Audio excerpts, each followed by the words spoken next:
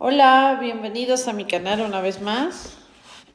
Vamos a seguir con la hermenéutica del sujeto de Michel Foucault. Bueno, el texto continúa con la pregunta de cómo pudo suceder que se privilegiara tanto al conócete a ti mismo y se dejara de lado esta noción de inquietud de sí, siendo este tan rico, denso, de nociones prácticas, maneras de ser, formas de existencia, etc. Podrán advertir que a lo largo de la historia, en diferentes prácticas, filosofías y espirituales, la inquietud de sí mismo se acuñó en toda una serie de fórmulas. Por ejemplo, ocuparse de sí mismo, cuidar de sí, reiterarse hacia sí mismo, rendirse culto, etc. Y plantea que hay un sentimiento negativo y el por qué cuando escuchamos dichas expresiones, ya que nos suenan a una voluntad de ruptura ética. Esto es profundo y adelante, y en este momento lo va a explicar, pero me parece sumamente interesante. Dice, o bien como la expresión triste de un repliegue del individuo incapaz de sostener ante su mirada una moral colectiva y que frente a la dislocación de esta moral colectiva ya no tiene más que ocuparse de sí mismo.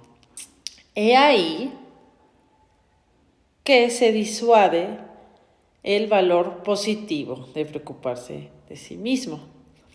En la época antigua, con Sócrates, ocuparse de sí mismo connotaba un pensamiento positivo y a partir de dicho término se construyeron morales austeras, más rigurosas, más restrictivas, que Occidente jamás haya conocido. No hay que atribuirlas al cristianismo, sino mucho más a la moral de los primeros siglos de nuestra era y al principio de esta. Moral estoica, moral cínica, moral epicúrea.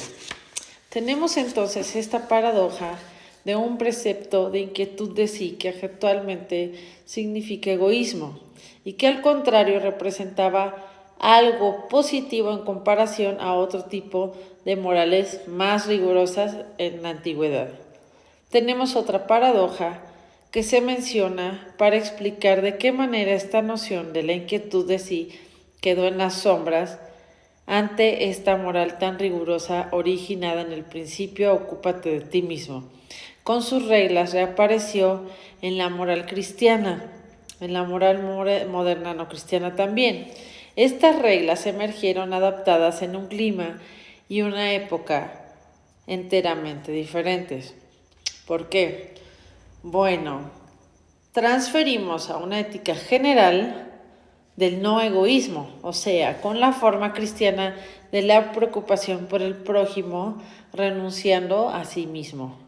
A sí mismo. El cristianismo y el mundo moderno fundaron todos estos temas, códigos de rigor moral, en una moral del no egoísmo, cuando en el origen el término nació dentro de una clara noción de ocuparse de sí mismo.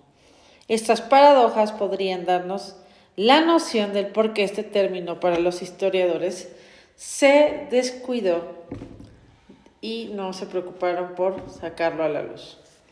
Hasta aquí este video. Muchas gracias por sintonizar. Saludos.